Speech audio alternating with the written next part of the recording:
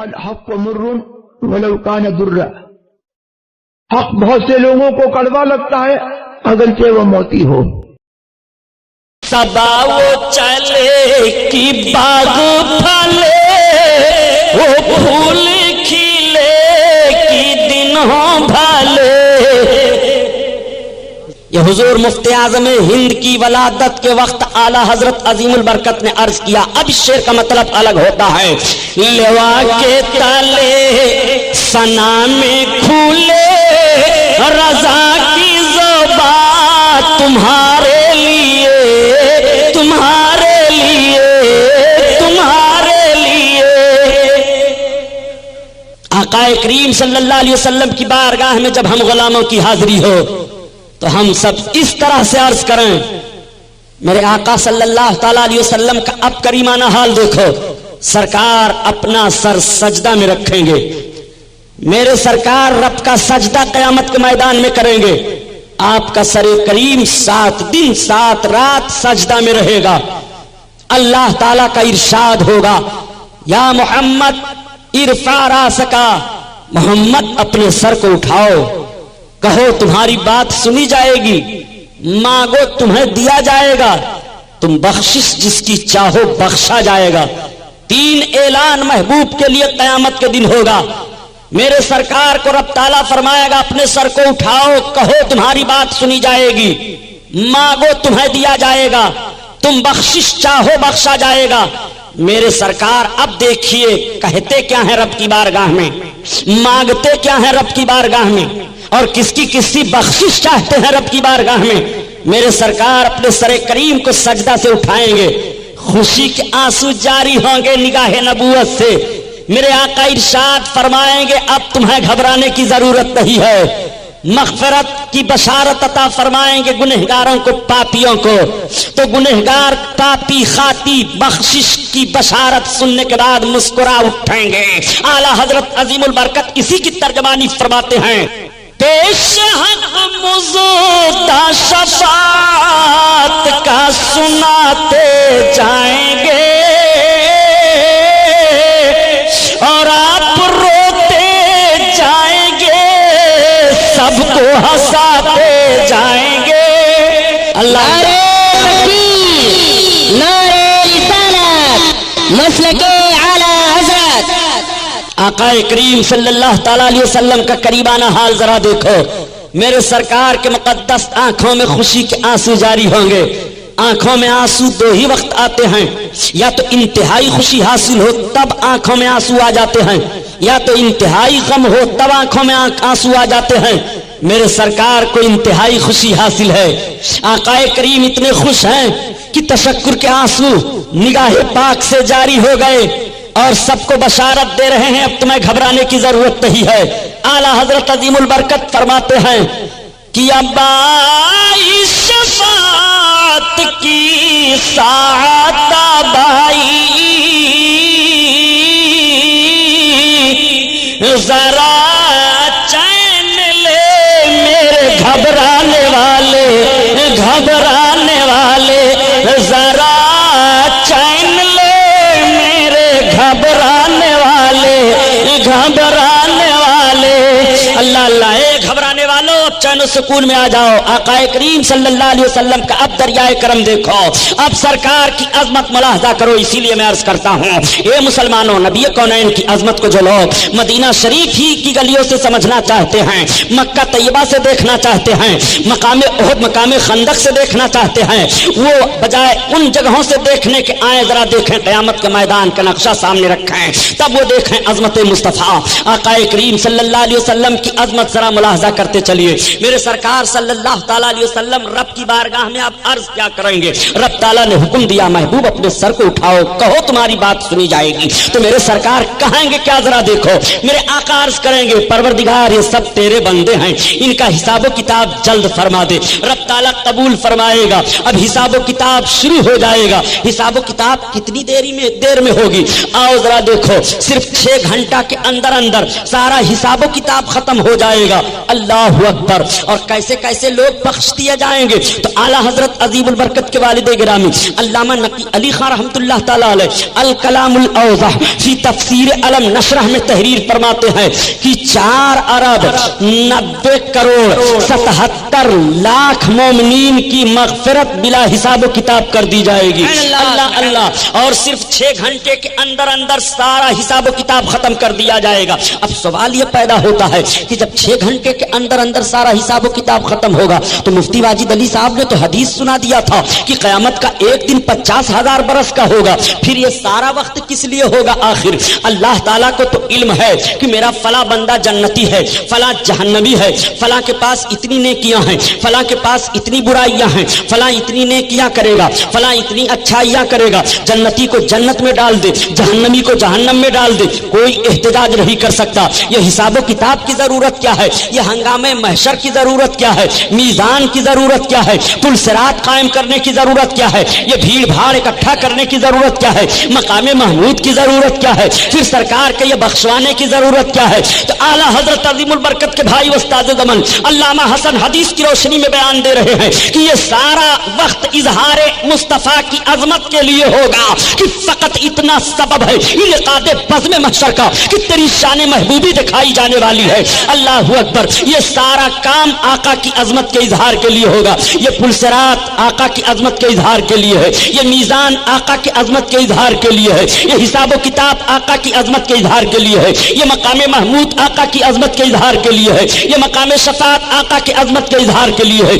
فقط اتنا سبب ہے انعقاد بزم محشر کا کہ تیری شان محبوبی دکھائی جانے والی ہے۔ آؤ ذرا دیکھو پیارے، آقا کریم صلی اللہ تعالیٰ علیہ وسلم رب کی بارگاہ میں عرض گزار ہوئے، مولا یہ سب تیرے بندے ہیں، ان کا حساب و کتاب جلد فرما۔ میزان قائم کر دیا گیا ہے، میزان پر امت محمدیہ کے لوگ پہلے چڑھائے جائیں گے، پہلے ان کا حساب و کتاب ہوگا۔ قیامت میں 120 صفیں لوگوں کی ہوں گی، جس میں سے صرف 80 صفیں ہمارے آقا صلی اللہ علیہ وسلم کے امتیوں کی ہوں گی، بقیہ 40 صفوں میں سارے نبیوں اور رسولوں کے امتی ہوں گے۔ اتنی تعداد ہوگی۔ نبی کونین صلی اللہ تعالیٰ علیہ وسلم پر قربان جاؤ، اپنے آقا کی عظمت دیکھتے چلو۔ آقا کریم صلی اللہ تعالیٰ علیہ وسلم کے امتی لائے جا رہے ہیں، میزان پر چڑھا دیا گیا ہے امتی کو۔ اب اس کے پاس نیکیاں نہیں ہیں، برائیاں ہی برائیاں ہیں۔ شرم و ندامت سے اس کی آنکھ جھک جائے گی، نگاہ جھک جائے گی، آنکھوں سے آنسو جاری ہو جائیں گے، وہ رونے لگے گا، اس کی ہچکی بچ جائے گی، حکم ہوگا اس کو جہنم کی طرف گھسیٹتے ہوئے لے چلو۔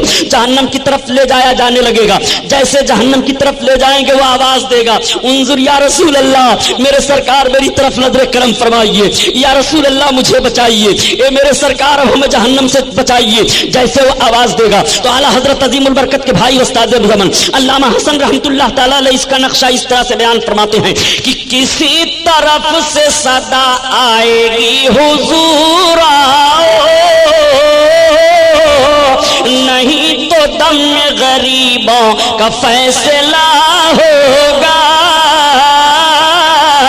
نہیں تو دم غریبوں کا فیصلہ ہوگا۔ اللہ اللہ، اب میرے سرکار صلی اللہ علیہ وسلم تشریف فرما ہوں گے۔ فرشتوں کیا بات ہے یا رسول اللہ، یہ آپ کا امتی ہے، اس کے پاس کوئی عمل نہیں ہے، میزان پر بھی چڑھایا گیا، یا رسول اللہ اس کے پاس نیکیاں نہیں ہیں۔ آقا کریم صلی اللہ تعالیٰ علیہ وسلم فرمائیں گے واپس کرو۔ اب فرشتے دیکھ رہے ہیں، حکم رب کا ہوا ہے جہنم کی طرف لے جاؤ، محبوب کا حکم ہو رہا ہے واپس کرو۔ اب فرشتے دیکھ رہے ہیں، تب تک غیب سے ندا آئے گی، اے میرے فرشتوں میرے محبوب کا کہا مانو، میرے محبوب کی اطاعت کرو۔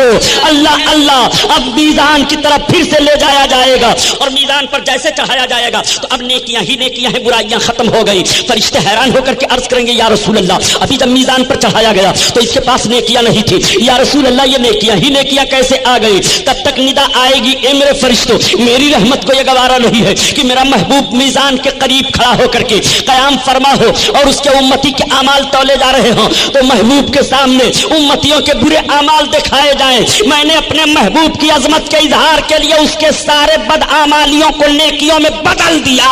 اللہ اکبر، اسی لیے کہا گیا ہے کہ کس لیے فکر کریں حشر کے دن کیا ہوگا، کیا ہوگا، سامنے ان کے جو کچھ ہوگا وہ اچھا ہوگا، اچھا ہوگا۔ اور جذبہ عشق بتا وقت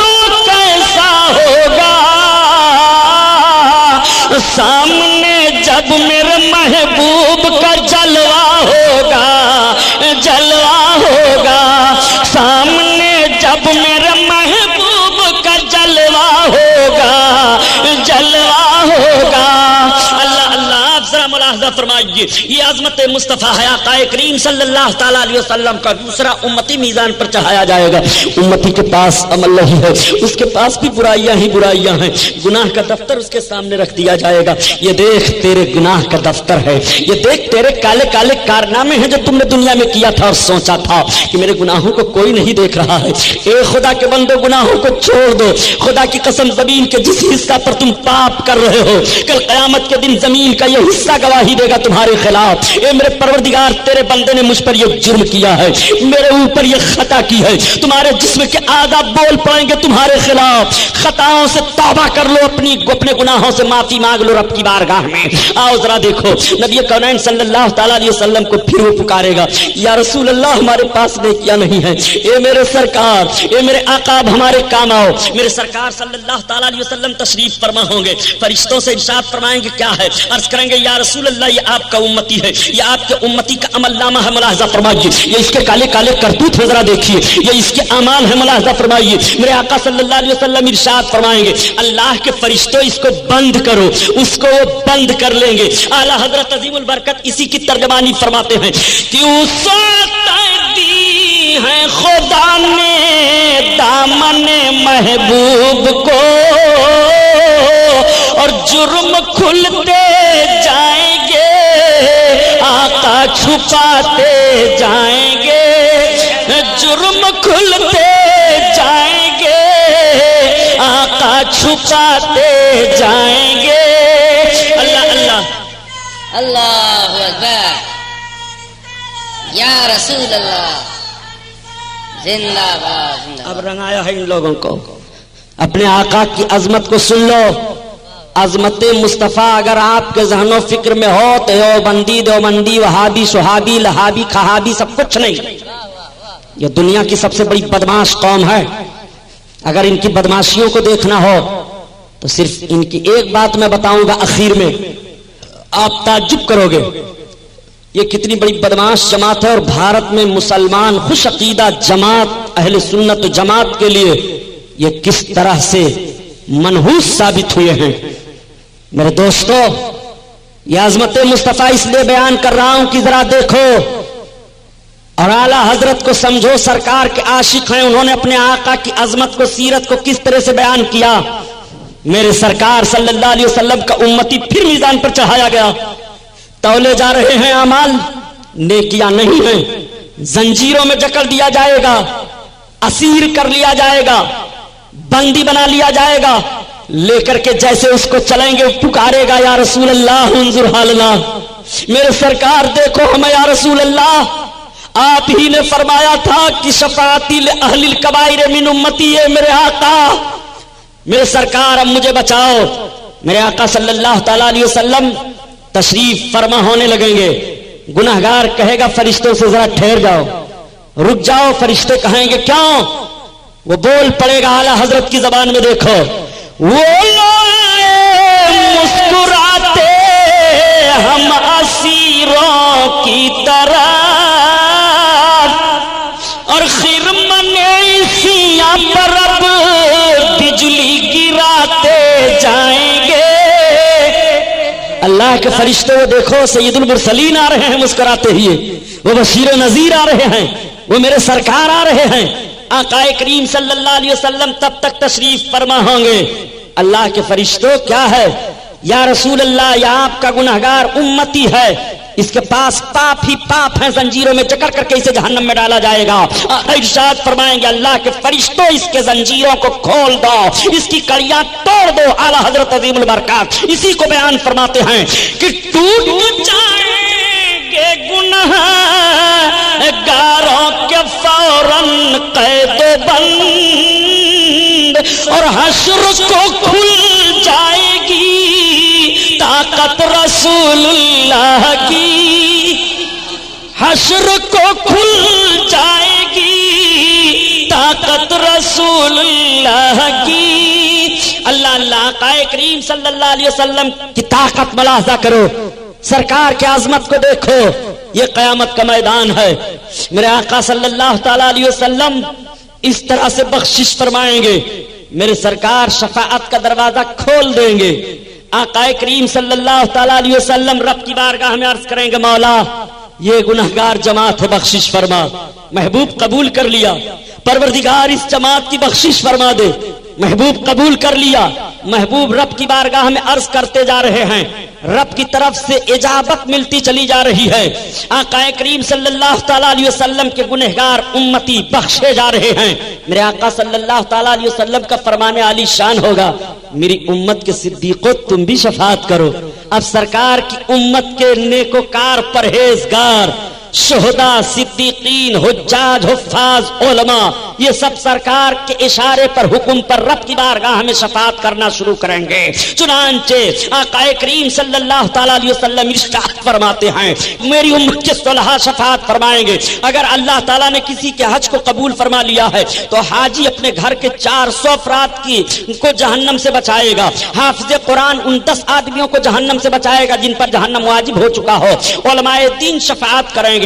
بزرگان دین شفاعت کریں گے. ائمہ کرام شفاعت کریں گے. حضرت امام اعظم ابو حنیفہ کی شفاعت ہوگی. حنفیوں کی مغفرت ہو رہی ہے. امام شافعی رب کی بارگاہ میں سفارش کریں گے. شافعیوں کی بخشش ہو رہی ہے. امام احمد حنبل سفارش کر رہے ہیں. حنبلیوں کی مغفرت ہو رہی ہے. امام مالک سفارش کر رہے ہیں. مالکیوں کی بخشش ہو رہی ہے. غوث اعظم رب کی بارگاہ میں سفارش کر رہے ہیں. قادری بخشے جا رہے ہیں. اعلی حضرت عظیم البرکت رب کی بارگاہ میں سفارشی ہوں گے. رضوی بخشے جا رہے ہیں. برکت اللہ شاہ مارہوی سفارشی ہوں گے. برکاتی بخشے جا رہے ہیں. یہ بزرگان دین رب کی بارگاہ میں یہ نیکوکار رب کی بارگاہ میں سفارش کریں کہ گنہگاروں کی مغفرت ہو رہی ہے. اللہ اللہ آپ ذرا ملاحظہ فرمائیں. اب جنتی جنت میں جانے لگیں گے اور دوزخیوں کو دوزخ میں ڈالا جانے لگے گا. آقا کریم صلی اللہ تعالی علیہ وسلم کو اطلاع دی جائے گی یا رسول اللہ اب آپ کی امت پل صراط سے گزر رہی ہے. میرے سرکار پل صراط کے کنارے تشریف فرما ہوں گے اور رب کی بارگاہ میں عرض کریں گے رب سلم پروردگار سلامتی عطا فرما. مولا سلامتی عطا فرما. میری امت گزر رہی ہے. میری امت گزر رہی ہے. مسلمانوں ایسے رسول کا کلمہ پڑھ رہے ہو. میزان عمل پر تمہارے کام آ رہے ہیں. تپش محشر میں تمہارے کام آ رہے ہیں. حوض کوثر پر تمہارے کام آ رہے ہیں. پل صراط سے گزر رہے ہو تو تمہارے کام آ رہے ہیں. میرے آقا صلی اللہ تعالی علیہ وسلم رب کی بارگاہ میں سلامتی کی دعا مانگ رہے ہیں تو اعلی حضرت عظیم البرکت فرماتے ہیں کہ جب میرے آقا صلی اللہ تعالی علیہ وسلم رب کی بارگاہ میں سلامتی کی دعا مانگ رہے ہوں اور ہم سب لوگوں کو اس وقت پل صراط سے گزرنا ہو تو ہمیں اب گھبرانے کی ضرورت نہیں ہے. ہمیں پریشان ہونے کی ضرورت نہیں ہے. بلکہ اب ایسے ماحول میں جب ہم گزریں گے پل صراط سے تو ہمارے گزرنے کی کیفیت اس طرح سے ہوگی کہ رضا پل سے اب وجد کرتے گزریے.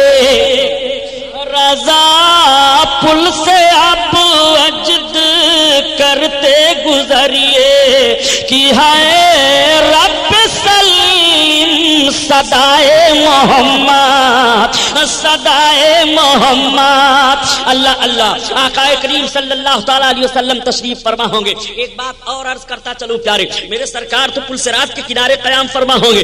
آقا کا حکم ہوگا جبریل امین کو بھی اطلاع دے دو. حضرت جبریل کو کیوں اطلاع دی جائے گی ذرا اس کو بھی دیکھو. میرے سرکار جب معراج شریف میں تشریف لے گئے تھے حضرت ام ہانی کے گھر سے چلنے لگے تھے تو شوخی کر دیا تھا براق سواری. آقا کریم صلی اللہ تعالی علیہ وسلم سوار ہونے لگے تو براق شوخی کرنے لگا مچلنے لگا. حضرت جبریل نے کہا براق ٹھہر تو نہیں سمجھتا ہے یہ امام الانبیاء ہیں. تب تک براق بول پڑتا ہے یہ سید الملائکہ جبریل امین میں جان رہا ہوں یہ سید المرسلین ہے میرے آقا ہیں.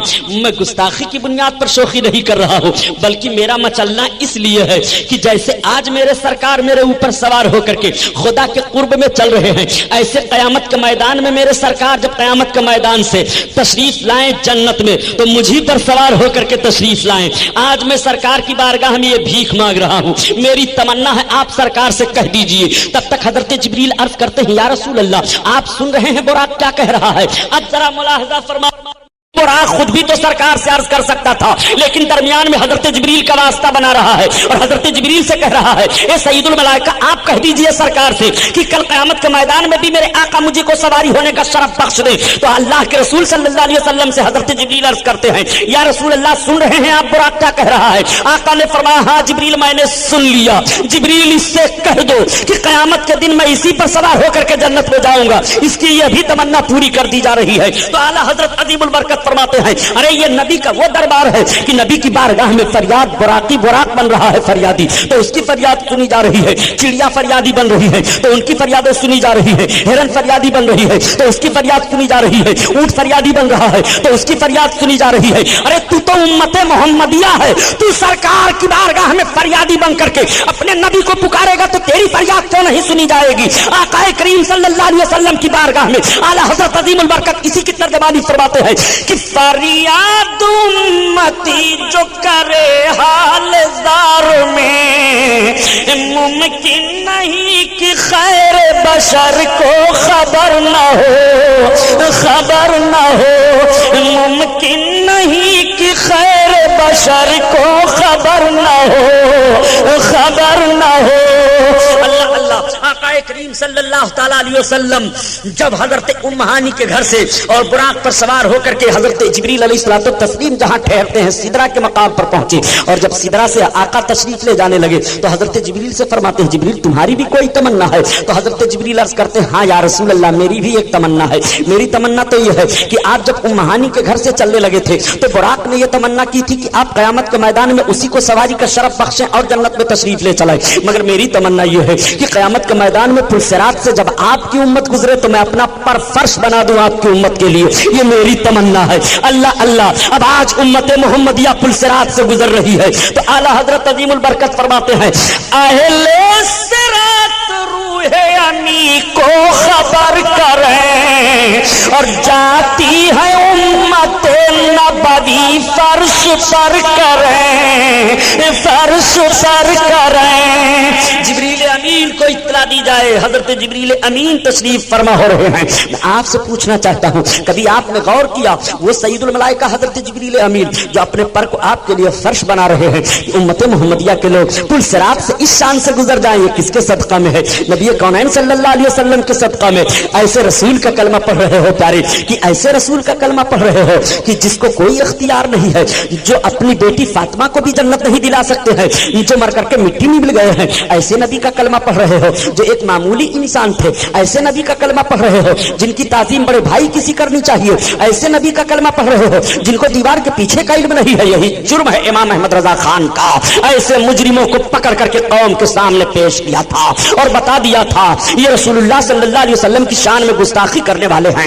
ऐसे मुजरिमों के कराइन से तुम्हें दूर रहना है, ऐसे मुजरिमों के कुर्ब से तुम्हें भागना है। ए मुसलमानों, एहसान है हिंदुस्तान की सरजमीन पर इमाम अहमद रजा खान फाज़िल बरेलवी रज़ी अल्लाह ताला अन्हु मुजद्दिद आज़म का। इन्होंने बर्र सगीर के मुसलमानों के ईमान की हिफाजत की है और इन डकैतों के चेहरे से नकाब हटा करके इनके चेहरे को सामने कर दिया है। ये रसूलुल्लाह सल्लल्लाहु अलैहि वसल्लम की शान में गुस्ताखियां करने वाले हैं, ये नबी की अजमत को खिलवाड़ बनाने वाले लोग हैं, ये इस्लाम और ईमान से हाथ धो बैठे हैं। इनके पीछे नहीं चलना है, इनके आगे आगे तुम्हें भाग करके जाना है और अपने ईमान की हिफाजत करनी है। तुम्हें अपने बुजुर्गों की चौखटों से लिपटे रहना है ताकि तुम्हारे ईमान की हिफाजत होती रहे। आला हजरत पर इल्जाम लगाया जाता है कि इमाम अहमद रजा खान ने हिंदुस्तान की सरजमीन पर मुसलमानों को काफिर बना डाला है। नादान, काफिर बनाना तू समझता भी है किसी को कहते हैं? इमाम अहमद रजा खान ने तो इतनी एहतियात की है, इतनी एहतियात की है। अल्लाह अल्लाह, आला हजरत अजीमुल बरकत तो इतना एहतियात फरमा रहे हैं कि शफाअत की अहादीस बयान फरमाते हैं ऐसे ऐसे मुजरिमों के लिए, इतने बड़े बड़े पापी हैं, जब भी रसूलुल्लाह सल्लल्लाहु ताला अलैहि वसल्लम की शफाअत के मुस्तहिक हैं। हजरत इमाम अहमद रजा ने कलमा पढ़ने वाले को काफिर नहीं कहा है। फिर तुम कह दोगे कि तो इतनी नमाजें बड़े बड़े मौलवी लोग पढ़ते हैं, इतना कलमा बड़े बड़े मौलवी लोग पढ़ते हैं, इन सबको कैसे काफिर कह दिया गया? प्यारे एक बात और मैं बता दूं, पहले एक दौर ऐसा था कि जब मेरे सरकार ने ऐलान किया कलमा पढ़ो, जो लोग कलमा पढ़े ईमान ले आए, सहीहुल अकीदा मुसलमान हैं, सहाबी हैं, वो सबके सब बख्शे जाएंगे।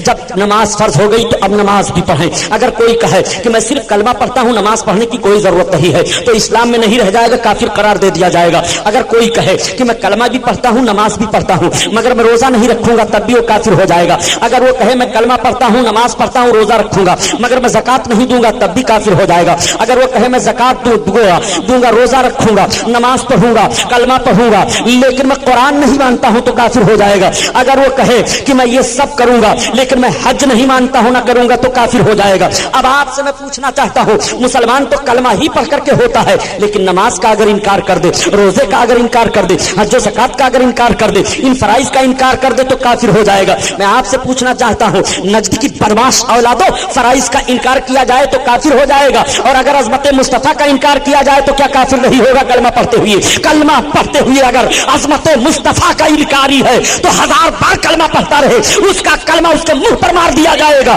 اس کا کلمہ اس کا پڑھنا کام نہیں آئے گا۔ عظمت مصطفیٰ کے ساتھ جب کلمہ پڑھے گا تب اسے کافر نہیں قرار دیا جائے گا، اور اگر عظمت مصطفیٰ نکال کر کلمہ پڑھ رہا ہے تو نماز روزہ کرتا رہے، وہ عظمت مصطفیٰ کا منکر ہے تو قطعاً مومن کہا ہی نہیں جائے گا۔ میں بتا دوں ایک حدیث کے حوالہ سے، ابریز شریف ایک کتاب ہے تصوف میں، ابریز شریف میں یہ حدیث ہے، جو اللہ کے رسول صلی اللہ علیہ وسلم کے سامنے صحابہ کرام نے ایک جوان کا ذکر کیا، عرض کیا یا رسول اللہ، ہم میں ایک جوان ہے جو بہت نماز پڑھتا ہے، بڑا نیکوکار ہے، بڑا عمل والا ہے۔ صحابہ تعریف کر رہے تھے، تب تک وہ جوان سرکار کے سامنے آ گیا۔ جیسے سرکار کے سامنے وہ جوان پہنچا تو صحابہ نے عرض کیا یا رسول اللہ، یہی جوان ہے جس کی تعریف ہم کر رہے تھے۔ میرے آقا نے اس کی طرف دیکھا، اس نے سرکار کو سلام کیا۔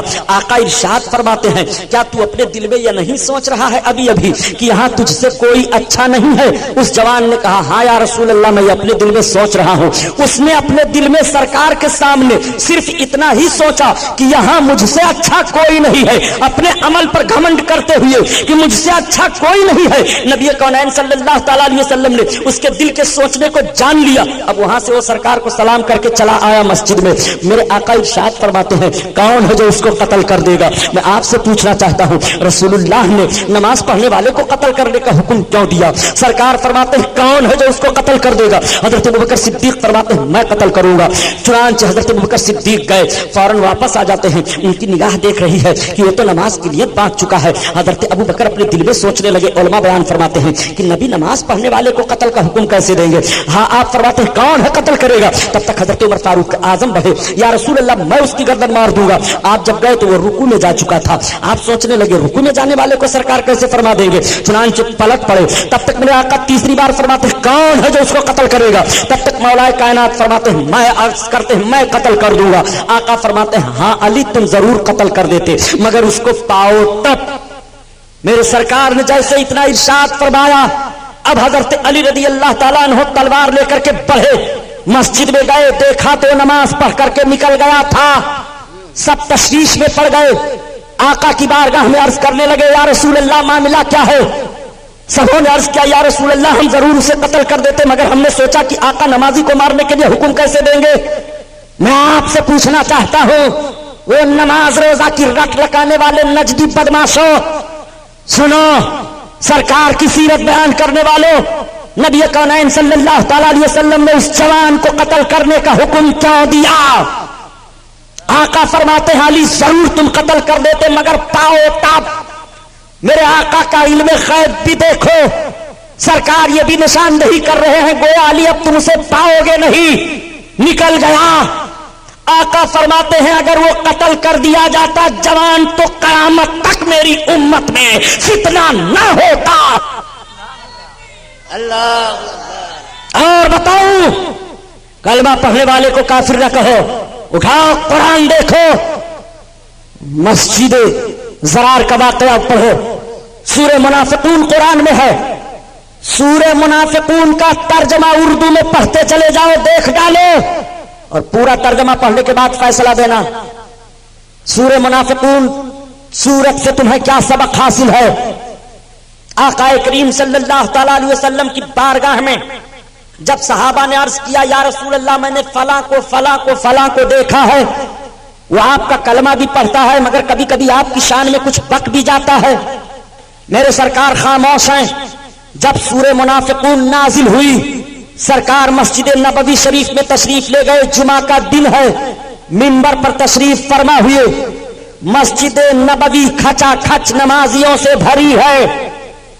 کوئی غیر کلمہ پڑھنے والا سرکار کے دور ظاہری میں مسجد نبوی میں داخل ہو سکتا تھا؟ تھی کسی کے اندر ہمت؟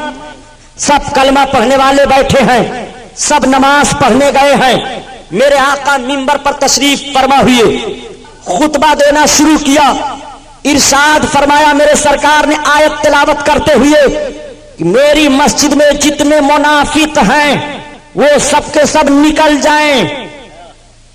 کوئی نہیں نکل رہا ہے, سب خاموش ہیں. صحابہ کہتے ہیں کہ اتنا سخت دن ہم لوگوں پر کوئی نہیں آیا جب میرے سرکار نے مسجد میں اعلان فرمایا تھا اگر منافقین نہیں نکلتے ہیں تو میں ایک ایک کا نام لے کر ابھی نکالوں گا. علم غیب کا اس سے بھاری ثبوت اور کیا لوگ ظالموں, حرام خورو. سرکار فرماتے ہیں اگر نہیں بھاگو گے ہماری مسجد سے تو ابھی ایک ایک کا نام لے لے کر کے نکالوں گا. صحابہ کہتے ہیں ہم سب گھبرا گئے, رونے لگے, اپنے رب کی بارگاہ میں ہم معافی مانگنے لگے اپنی خطاؤں سے. اے پروردگار اپنے محبوب کی آبرو کے صدقہ میں آج ہمیں بچا لے. وہ سب ڈر گئے کہ آج رسول اللہ جس کا نام لے لیں گے وہ منافق رہے گا. ڈرتے تھے ہائے افسوس ایسا نہ ہو میرا نام آ جائے, ایسا نہ ہو میرا نام آ جائے. صحابہ کہتے ہیں کہ ہم لوگ اپنے دل میں کوٹ کوٹ کر عشق مصطفیٰ بھر لیے تھے کہ آج میرے سرکار ہمیں فرما دیں گے کہ پہاڑ سے ٹکرا جاؤ تو ہم پہاڑ سے ٹکرا جائیں گے, جو رسول اللہ حکم دیں گے ہم اس کو عمل کرنے کے لیے تیار ہیں. اے میرے پروردگار ہمیں نفاق سے بچا لے, بچا لے, بچا لے. اس سے بڑا کوئی ثبوت چاہیے چلاتے ہو علم غیب پر, علم غیب پر. میرے آقا نے فرمایا بھاگو ہماری مسجد سے ورنہ بھی ایک ایک کا نام لے کر نکالوں گا. وہ سب کلمہ پڑھنے والے تھے کہ نہیں؟ کون تھے وہ کلمہ پڑھنے والے نہیں تھے تو اتفاق و اتحاد کی دعوت دینے والے لوگ لوٹ لیا بے ایمان لیڈروں نے ہندوستان کے مسلمانوں کا ایمان. آج جو ہندوستان میں مسلمانوں کو سیاسی طور پر تکلیفوں کا سامنا کرنا پڑ رہا ہے اس کی نشاندہی سن 1919 میں امام احمد رضا خان اعلی حضرت مجدد اعظم نے کر دیا تھا. جب یہی قوم کے لیڈر یہ مسٹر ابوالکلام, یہ مسٹر جناح, یہ مسٹر گاندھی, مولانا محمد علی جوہر, مولانا شوکت علی, عبد الباری فرنگی محلی, عبد الماجد دریابادی, یہ سب کے سب لوگ جب سیاسی پلیٹ فارم پر ایک ہو کر کے اور یہ ذہن و فکر دے رہے تھے کہ ہندوستان سے انگریزوں کو بھگایا جائے تو اعلیٰ حضرت عظیم البرکت ذہن و فکر دے رہے تھے کہ مسلمانوں کو متحد ہو کر کے ہندوستان میں اسلامی دشمن جتنی طاقتیں ہیں سب کا مقابلہ کیا جائے ورنہ ایک طاقت کا مقابلہ کر کے بھگا دیا جائے گا. کل یہی دوسری طاقت ہمارے لیے سوانح روح بن جائے گی اور مسلمانوں کا قتل عام ہوگا بھارت کی سرزمین پر. وہی آج ہو رہا ہے جو امام احمد رضا خان نے سن 1919 میں کہہ دیا تھا. نعرہ تکبیر, نعرہ رسالت, مسلک اعلی حضرت علماء اہل سنت, جشن امام احمد رضا. اعلی حضرت عظیم البرکت نے سیاسی پلیٹ فارم کی جو تجویزیں رکھی تھی ان تجویزوں پر خدا کی قسم اگر اس وقت کے یہ بکاؤ لوگ گاندھی کے پیچھے چلنے والے لوگ نہ بکے ہوتے تو ہندوستان کا مسلمان آج اس طرح سے روتا اور بلکتا ہوا نہ دکھائی دیتا. لوٹ لیا بے ایمانوں نے ہندوستان کے مسلمانوں کی آبرو. آج تمہیں ہندوستان کے مشرکوں کے سامنے پسپا ہونا پڑ رہا ہے. سن 1918 میں سوراج قائم کرنے کے لیے پلان بنا تھا جو آج رام راج لانے کا قانون دیا جا رہا ہے. یہ سن 1918 میں پلان بنایا گیا تھا, آج کا پلان نہیں ہے. آپ کو معلوم ہے آج خوشی کا معاملہ جب آتا ہے تو 3 سے 2 کا ملزم اتنا سخت قرار نہیں دیا جاتا ہے. اگر کسی کے ہاتھ سے کسی گائے کی جان چلی گئی جو سزا اس کو دی جاتی ہے. معلوم ہے کیسے یہ پلان بنا تھا. اعلی حضرت عظیم البرکت اپنے زمینداری کے گاؤں بدائن شریف کے قریب کرتولی میں تھے. وہاں پہنچ گئے تھے لوگ فتویٰ پوچھنے کے لیے. مولانا صاحب آپ کیا کہتے ہیں ہندوستان میں گائے کی قربانی واجب ہے, ضروری ہے؟ کیا ضروری ہے یہاں گائے کی قربانی کی جائے؟ اعلی حضرت عظیم البرکت نے بھانپ لیا. سرکار اعلی حضرت عظیم البرکت نے ارشاد فرمایا یہ تو مسلمانوں پر بڑا زبردست حملہ ہے. یہ مسئلہ نہیں پوچھا جا رہا ہے, یہ حملہ کیا جا رہا ہے. بڑے بڑے لوگوں کے قلم چوک گئے تھے. اعلی حضرت نے فوراً لکھا شاعر اسلام ہے, اسلامی پہچان ہے اور واجب کا مسئلہ پوچھ رہے ہو. مسلمانوں کی معیشت پر حملہ ہے. گاؤں کے ذبیحے کی پابندی نہیں ہے, مسلمانوں کو ذبح کر ڈالنا ہے. لوگ نہیں مانے.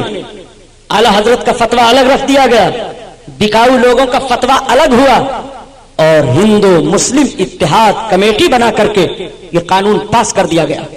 بریلی شریف کی سرزمین پر بڑا احتجاج ہوا, بڑے بڑے جلسے ہوئے بھارت کی سرزمین پر. اسی جماعت رضائے مصطفیٰ کے تحت جو جماعت یہاں کے نوجوانوں نے اپنائی ہے اور جو فارمولہ ان جوانوں نے لیا ہے, یہی وہ جماعت تھی جب اعلیٰ حضرت نے قائم کیا تھا. اس کے سارے مقاصد رکھے گئے تھے. مسلمانوں کو کن کن پریشانیوں میں نہیں جھونکا گیا ہے. گاؤں کا معاملہ سامنے آپ کے آیا. آج قانون وہی ہے. لوگوں نے کہا ہم رام راج لائیں گے, اس کے تعلق سے 1919 میں بحث ہوئی. گو کشی کا معاملہ سامنے آیا. گاندھی جیسے لوگ کہہ رہے تھے کہ مسلمانوں کو چاہیے کہ ہندوستان سے چلے جائیں, ہجرت کر جائیں, ان کو دقتوں کا سامنا کرنا پڑ رہا ہے. اعلیٰ حضرت عظیم البرکت نے فرمایا تھا ہجرت کا فتویٰ دینے والے تم کون ہو؟ ہندوستان کی سرزمین پر تم سے زیادہ ہمارا حق ہے. بھارت کی سرزمین کو بھارت ہم لوگوں نے بنایا ہے, سونے کا چڑیا ہم لوگوں نے اس کو بنایا ہے. بھارت جب تمہارے قبضہ میں تھا تو تمہاری تاریخیں ہم دکھا دیں. تم سگی بہنوں کے ساتھ شادیاں کی جا رہی تھی, کنیاؤں کی آبرو لوٹی جا رہی تھی, ان کو مارا جا رہا تھا, دیو استھانوں پر ان کی بھیٹ چڑھائی جا رہی تھی. بھارت کی سرزمین پر عورت اور مرد کو دوش بدوش جینے کا حق مذہبی اسلام کے قانون نے دیا ہے. ہندوستان کو سونے کا چڑیا بنانے والے ہم ہیں. بھارت کی سرزمین سے مسلمان ہجرت کر کے نہیں جائے گا, یہی پیدا ہوا ہے, یہی مرے گا. اس ملک کی حفاظت کرے گا, اپنے ایمان کی حفاظت کرے گا.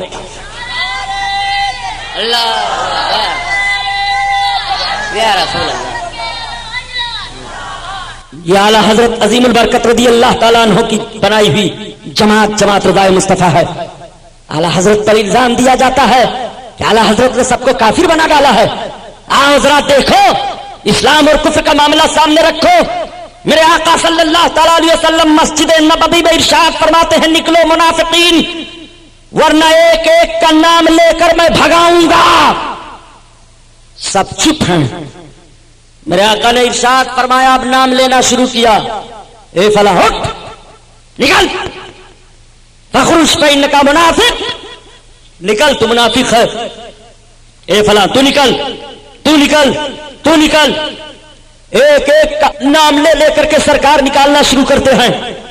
مفسرین نے شمار کیا ہے 300 مرد 175 عورتیں مسجد نبوی سے نکالی گئیں. 550 لوگ نکال دیے گئے. 550 مسجد نبوی میں گئے تھے. یہ کس لیے گئے تھے؟ نماز پڑھنے کے لیے ظاہری طور پر نا, روزہ بھی رکھتے تھے ظاہری طور پر, قرآن کی تلاوت بھی کرتے تھے, مسلمانوں کے بغل میں بیٹھتے بھی تھے, مسلمانوں کا نام بھی ان کا تھا. اور سرکار کی مسجد میں گئے تھے, سرکار کے پیچھے نماز پڑھنے گئے تھے.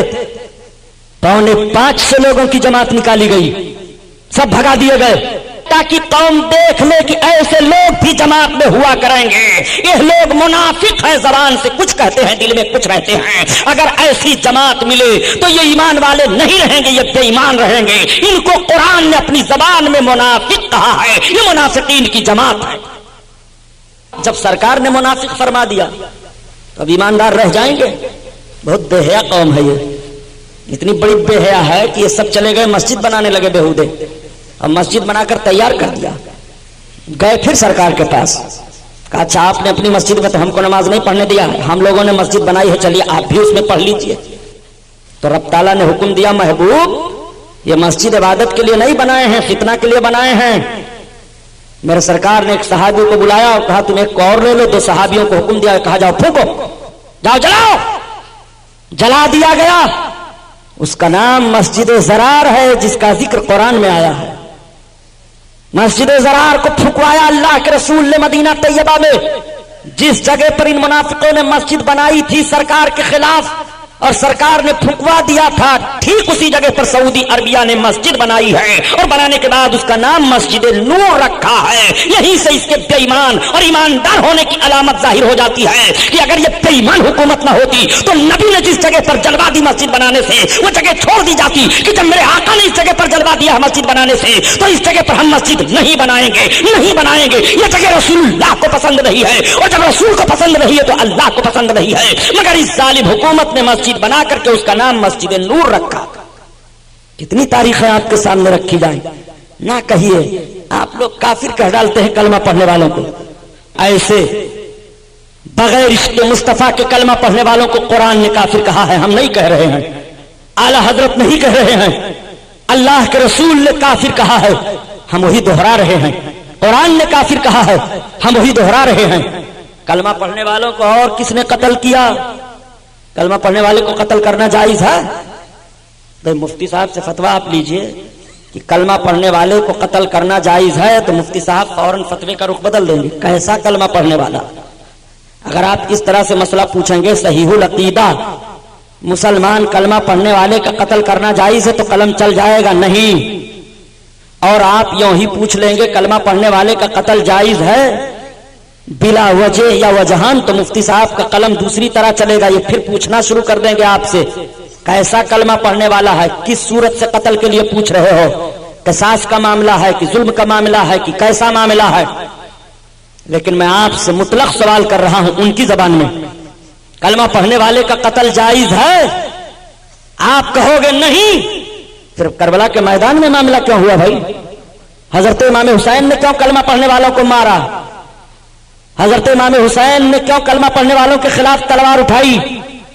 سنو، وہ کلمہ پڑھنے والے تھے، بد عمل تھے، بد عملی کی بنیاد پر ایک ناجائز قانون کو تقویت دے رہے تھے۔ امام حسین رضی اللہ تعالیٰ عنہ کی تلوار اٹھی کہ اب چاہے سر رہے نہ رہے، بد عمل لوگ بد عملی کی بنیاد پر کسی بد عمل کو تقویت دے مسلمانوں کا کہ وہ امیر ہو جائے، میں اس کو منظور نہیں کرتا ہوں۔ بد عملوں کے خلاف امام علی مقام کی تلوار چلتی رہی، اور بد عقیدوں کے خلاف امام علی مقام کے باپ حضرت علی کی تلوار چلتی رہی۔ خارجیوں کو حضرت علی نے مارا ہے، اور بد عمل یزیدیوں کو امام حسین نے مارا ہے، اور دونوں نے بتا دیا ہے کہ مومن صالح کی صلح نہ بد عمل سے ہو سکتی ہے نہ بد عقیدہ سے ہو سکتی ہے۔ اگر وہ علی کا جوہر دکھانا چاہتا ہے تو اسے خارجیوں کی طرح سے تلوار اٹھانی پڑے گی کہ جیسے خارجیوں کو علی نے مارا تھا، ایسے تمہیں اسلام کے مخالفین کے خلاف تلوار اٹھانی پڑے گی۔ اور حسینی ہونے کا دم بھرتا ہے، عملی دنیا میں آنے کے بعد امام حسین کا کردار ادا کرنا پڑے گا۔ اعلی حضرت نے کتنا اہم کام انجام دیا ہے۔ جماعت رضائے مصطفیٰ کیوں تشکیل دی گئی تھی؟ یہ لوگ تو سیاسی بنیاد پر لیڈر بن رہے تھے، کانگریس پارٹی بنا رہے تھے، فلاں پارٹی بنا رہے تھے، فلاں پارٹی بنا رہے تھے، سب ایک ہو جاؤ، انگریزوں کو بھگاؤ، چاہے اسلام کا سودا کرنا پڑے، چاہے ایمان کا سودا کرنا پڑے، چاہے یہ نعرہ لگانا پڑے کہ ہندو مسلم سکھ عیسائی سب آپس میں ہیں بھائی بھائی، چاہے جیسا نعرہ لگانا پڑے، چاہے مسجد میں ان کو لا کر کے نعرہ لگوانا پڑے، چاہے مندر میں خود جا کر کے نعرہ لگانا پڑے۔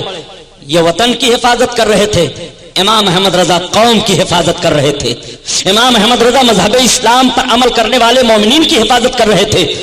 جماعت رضائے مصطفیٰ بنانے کا مقصد یہ نہیں تھا کہ مجھے دلی کا لال قلعہ حاصل ہو جائے، بلکہ جماعت رضائے مصطفیٰ بنانے کا مقصد یہ تھا کہ نظام الدین محبوب الہی کی چوکھٹ پر تمہارا سر سلامت رہے، اس لیے ہم یہ جماعت بنا رہے ہیں۔ ان کے جماعت بنانے کا مقصد یہ تھا کہ دلی کے لال قلعہ پر ہمارے اقتدار کا جھنڈا لہرائے۔ اور امام احمد رضا خان جو جماعت بنا رہے تھے کہ مسلمانوں کے ایمان و عقیدے کی حفاظت ہوتی رہے، ایمان و عقیدہ محفوظ ہے تو ملک محفوظ رہے گا، وطن محفوظ رہے گا، گھر محفوظ رہے گا، اور ایمان و عقیدہ سلامت رہی ہے تو ملک کی سلامتی سے تمہارا کوئی فائدہ نہیں ہوگا۔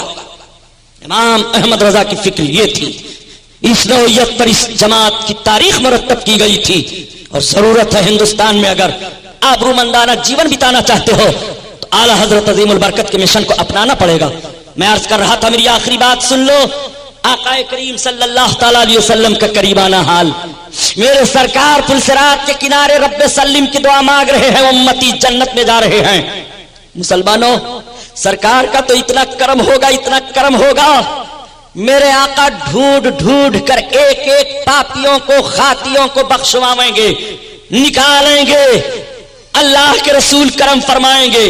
جب سرکار کا یہ کرم دیکھیں گے تو کچھ پرہیزگار بول پڑیں گے، اے فلاں گناہگار ذرا سن تو، تھوڑا سا گناہ ہم کو دے دے، ہماری نیکی لے لے۔ وہ چونک پڑے گا، ارے آپ ہم سے گناہ مانگ رہے ہیں، اپنی نیکی دے رہے ہیں۔ ابھی تو کوئی کسی سے منہ ملانے کے لیے تیار نہیں تھا، اور آپ اپنی نیکی ہم کو دے کر ہمارا گناہ مانگ رہے ہیں۔ ہاں ہاں، تم تھوڑا سا گناہ مجھے دے دو، میری نیکی لے لو۔ آخر ایسا کیوں؟ तो वो परहेजगार बोल पड़ेगा, मैं अपने आका सल्लल्लाहु ताला अलैहि वसल्लम की शफाअत से जन्नत में जाना चाहता हूं, मेरे सरकार गुनहगारों को जन्नत में भेज रहे हैं, थोड़ा सा गुनाह मुझे भी दे दे ताकि सरकार के वसीले से मैं जन्नत में चला जाऊं। आला हजरत अजीमुल बरकत इसी की तर्जमानी फरमाते हैं कि क्या ही ज़ौक़ अफ़रोज़ा शफाअत है तुम्हारी वाह वाह, और कर्ज लेती है गुनाह परहेजगारी वाह वाह, कर्ज लेती है गुनाह परहेजगारी वाह वाह। अल्लाह अल्लाह मेरे आका सल्लल्लाहु ताला अलैहि वसल्लम सबकी बख्शिश कराएंगे ढूंढ ढूंढ करके एक एक उम्मतियों को। आका ने इरशाद फरमाया कि मुझे बड़ी फिक्र थी अपनी उम्मत के बारे में, लेकिन जब ये आयत करीमा नाजिल हुई रब ताला ने इरशाद फरमाया वला सौफा युतीका रब्बुका फतरदा, ए महबूबन करीब तुम्हारा रब तुम्हें इतना देगा कि राजी हो जाओगे। तो आका फरमाते हैं अब मेरी फिक्र दूर हो गई, मैं जब तक अपने एक एक उम्मती को कयामत के मैदान में बख्शवा नहीं लूंगा तब तक राजी नहीं होऊंगा। यहाँ राजी होने से यह मतलब नहीं माज़ अल्लाह कि अल्लाह के हबीब अपने रब से नाराज है, नहीं नहीं, बल्कि राजी होने का मतलब खुशी का दुबाला होना, खुशी का बहुत ज्यादा हो जाना। आका फरमाते हैं जब तक मेरी खुशी दुबाला नहीं होगी, जब तक मैं अपने एक एक उम्मतियों की बख्शिश नहीं करा लूंगा, और रब फरमाता है महबूब तुम्हें मैं खुश कर दूंगा। आका अर्ज करते हैं जब तक अपने एक एक उम्मतियों को नहीं बख्शवा लूंगा मौला मैं राजी नहीं होऊंगा। अल्लाह ताला इरशाद फरमाएगा क़यामत के दिन, आका इरशाद फरमाते हैं कि मैं जब सारे जन्नतियों को जन्नत में भेज दूंगा, शफाअत कर करके सबको जन्नत में भेज दूंगा, तो मेरा रब मुझे पुकारेगा हत्ता युनादीनी रब्बी या रदीता या मोहम्मद, मेरा रब पुकारेगा ए मोहम्मद क्या तुम अब राजी हो गए हो? तो मैं अर्ज करूंगा फाकुलो यो रब्बी रदीतो, तो मैं अर्ज करूंगा हाँ हाँ मेरे परवरदिगार अब मैं राजी हो गया। मेरे आका इरशाद फरमाते हैं जब तक मेरा एक उम्मती भी जहन्नम में रहेगा मैं राजी नहीं होगा। मेरे सरकार एक एक को बख्शवाएंगे, एक एक को जहन्नम से निकाल कर बख्शवाएंगे। कुछ ऐसे लोग भी कयामत के मैदान में होंगे जो बिला तौबा मरे होंगे दुनिया से, और बगैर तौबा के जहन्नम में डाल दिए जाएंगे, वो अपने गुनाह के मुताबिक सजा पाएंगे। रब की मशीयत ये होगी कि इनको जहन्नम में डाल दिया जाए। मुसलमानों खताएं हो जाएं तो तौबा कर लो, शाम को तौबा करो, सुबह में तौबा करो, जब जब नमाज पढ़ो तौबा करो, अपने बिस्तर पर लेटो तब तौबा करो, सो करके उठो तब तौबा कर लिया करो, खताओं से माफी मांगते रहो। आका इरशाद फरमाते हैं कि बिला तौबा कुछ लोग मर जाएंगे और उनके गुनाहों के मुताबिक उन्हें सजा दी जाएगी, रब की मशीयत होगी जहन्नम में डाल दिया जाए, वो जहन्नम में डाल दिए जाएंगे।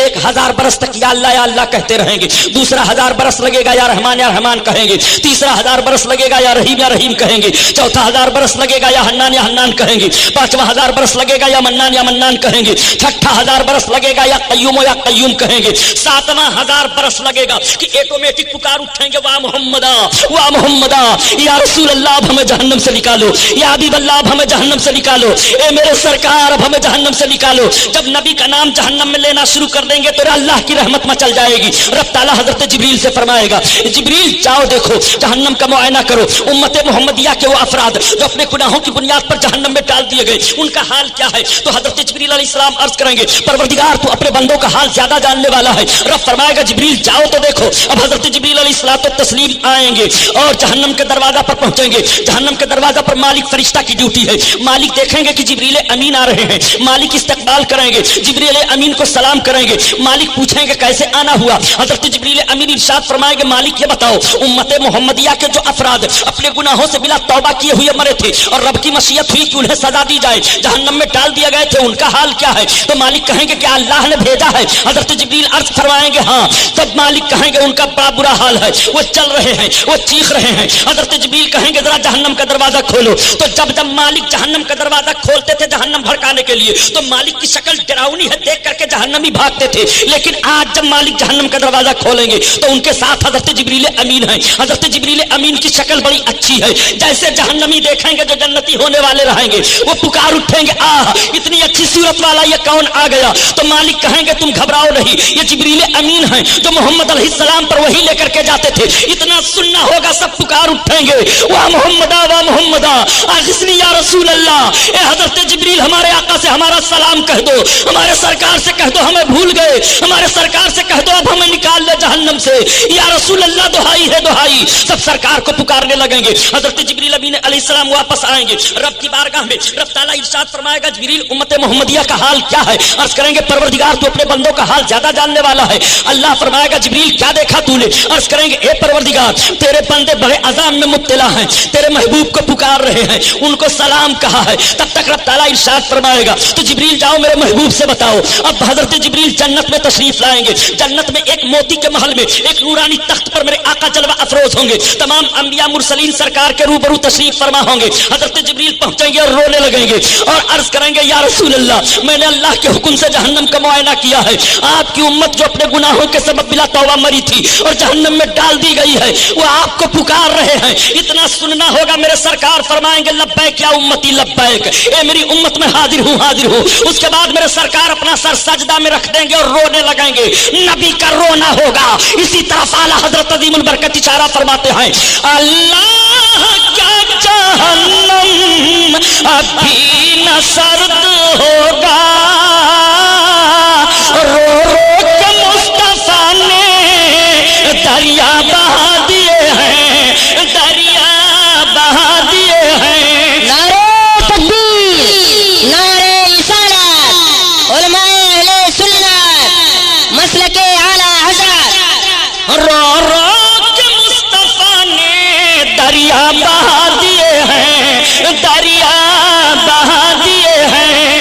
اللہ اللہ آقا کریم صلی اللہ علیہ وسلم کو حکم دے گا رب تعالیٰ محبوب اپنے سر کو اٹھاؤ، جاؤ جسے تم چاہو جہنم سے نکال لو۔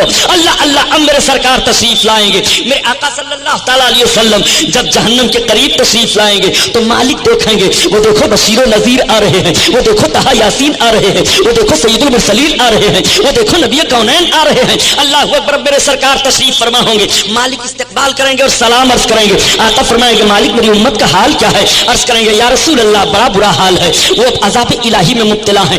آقا ارشاد فرمائیں گے مالک جہنم کا دروازہ کھولو۔ عرض کریں گے یا رسول اللہ رب کا حکم ہے؟ آقا فرمائیں گے ہاں۔ جیسے مالک جہنم کا دروازہ کھولیں گے اور سب کی نظر سرکار پر پڑے گی تو اعلیٰ حضرت کی زبان میں سنو، گرچہ ہے بے حد قصور تم ہو عفو غفور، اور بخش دو جرم و خطا تم پہ کرو درود، بخش دو جرم و خطا تم پہ کرو درود۔ اللہ اللہ میرے آقا صلی اللہ علیہ وسلم جس کے دل میں رائی کے ذرہ برابر بھی ایمان ہوگا نکال لیں گے جہنم سے، اور میرے سرکار لائیں گے، نہر حیات میں غسل دیا جائے گا، سب کے جسم چمکنے لگیں گے، مگر پھر بھی ان کی پیشانی پر لکھا رہے گا ہم قوم جہنمی تھے۔ یہ میرے سرکار کی آخری شفاعت ہوگی۔ آقا کریم صلی اللہ تعالیٰ علیہ وسلم سے عرض کریں گے سب یا رسول اللہ ہم لوگوں کی پیشانی پر اب بھی لکھا ہے ہم قوم جہنمی تھے، تو جو لوگ پہلے سے جنت میں ہیں وہ سب دیکھ دیکھ کر کے ہم لوگوں کا چرچا کر رہے ہیں کہ یہ سب لوگ جہنم سے نکل نکل کر آئے ہیں۔ میرے آقا آپ دعا فرما دیں، میرے سرکار دعا فرمائیں گے، وہ تحریر بھی ختم ہو جائے گی اور سب کی پیشانیاں چمکنے لگیں گی 14ویں رات کے چاند کی طرح سے۔ اللہ اللہ یہ کیفیت ہوگی۔ اسی لیے تو اعلیٰ حضرت عظیم البرکت فرماتے ہیں اے مرد مومن تو ایسے رسول کا کلمہ پڑھ رہا ہے کہ آج اگر تم ملک کا غدار بن جا تو تجھے دیش دروہی قرار دے دیا جاتا ہے، اگر بیٹا باپ کی نافرمانی کرے تو جائیداد سے آگ کر دیا جاتا ہے، اگر استاذ کی نافرمانی شاگرد کرے تو شاگردی سے نکال دیا جاتا ہے، اگر پیر کی نافرمانی مرید کرے تو مریدی سے نکال دیا جاتا ہے، ہر مجرم کو جرم کی سزا دی جاتی ہے، مگر تو ایسے رسول کا کلمہ پڑھ رہا ہے کہ جرم کر رہا ہے اور معافی مانگ کر کے اپنے آقا کی بارگاہ میں پناہ لے رہا ہے۔ آقا کریم صلی اللہ تعالیٰ علیہ وسلم کا یہ کتنا بڑا کرم ہے کہ سرکار کے دامن کرم میں پناہ مانگ تو پناہ عطا فرما رہے ہیں۔ کر کے تمہارے گناہ مانگے تمہاری پناہ، اور تم کہو دامن میں آ تم پہ کرو درود، اور بے ہنر و بے تمیز کس کے ہوئے ہیں عزیز۔ ایسے رسول کا کلمہ پڑھ رہے ہو، بے ہنر و بے تمیز کس کے ہوئے ہیں عزیز، ایک تمہارے سوا تم پہ کرو درود، زمین و زمان تمہارے لیے، مکین و مکان تمہارے لیے،